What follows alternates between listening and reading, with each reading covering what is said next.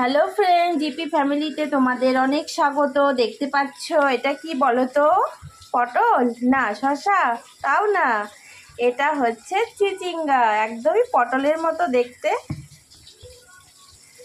তো খুব সুন্দর দেখতে চিচিঙ্গাগুলো। একদম আমি তো প্রথমে ভেবেছিলাম এগুলো হয়তো হাইব্রিড পটল, তারপরে শুনলাম যে না, এটা হচ্ছে চিচিঙ্গা। তো এই চিচিঙ্গা দিয়েই আজকে আমি একটা খুব সুন্দর রেসিপি করে দেখাবো তোমাদেরকে। তো চলো দেখতে থাকো পুরো ভিডিওটা কেউ স্কিপ করবে না, প্রথম থেকে শেষ অবধি অবশ্যই দেখবে। আর প্রথমে আমি এই চিচিঙ্গাগুলো কেটে নেব, মানে খোসাগুলো ফেলে তারপর একদম সরু সরু করে কেটে নেব। তো চিচিঙ্গাগুলোকে আমি কেটে নিয়েছি এভাবে সরু সরু করে। চিচিঙ্গাকে কেটে ভালো করে ধুয়ে নিয়েছি। আর এইদিকে কেটেছি, এখানে আছে কাঁচা লঙ্কা কয়েকটা, একটা রসুন, আর আছে একটা পেঁয়াজ কুচিয়ে নিয়েছি। আর লাগবে হচ্ছে চিংড়ি মাছ, মানে এটা হচ্ছে চিংড়ি শুটকি। মাছের মধ্যে একটু নুন হলুদ মাখিয়ে নিয়েছি। তেলটা প্রায় গরম হয়ে এসছে, এখানে আমি সর্ষের তেল দিয়েছি। পুরো রান্নাটা সর্ষের তেলেই করব। তো তেল গরম হয়ে গেছে, তেলের মধ্যে এখন আমি দিয়ে দেব কেটে রাখা পেঁয়াজ রসুন, কেটে রাখা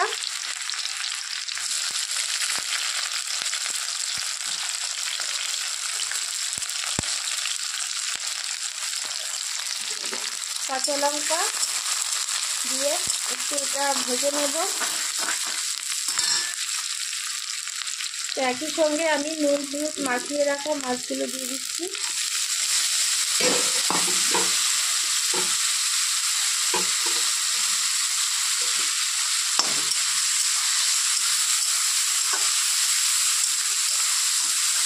এটাকে একটু ভেজে নিতে হবে।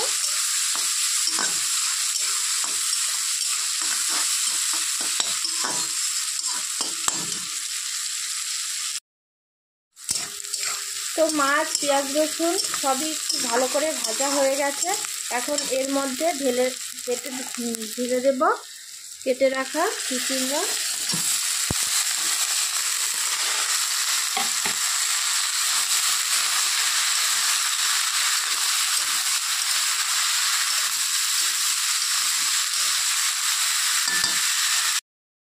এখন দিয়ে দিচ্ছি স্বাদ মতো নুন,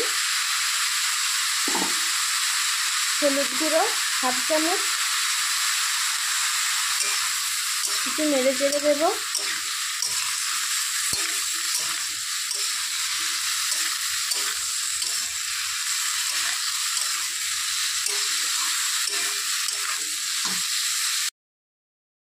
তো এখন এই সব কিছু ঢেকে দেব 2 মিনিটের জন্য।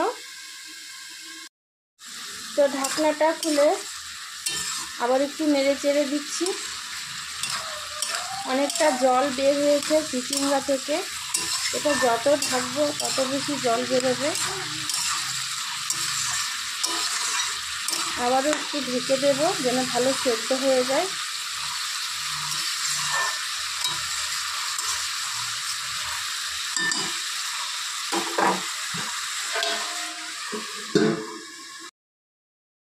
তো কতটা জল ছিল, পুরো জলটা একদম শুকিয়ে গেছে।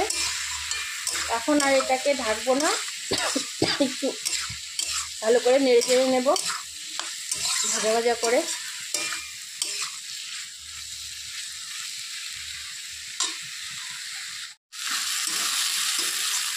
তো এটা একদম রেডি হয়ে গেছে, এখন নামিয়ে নেব।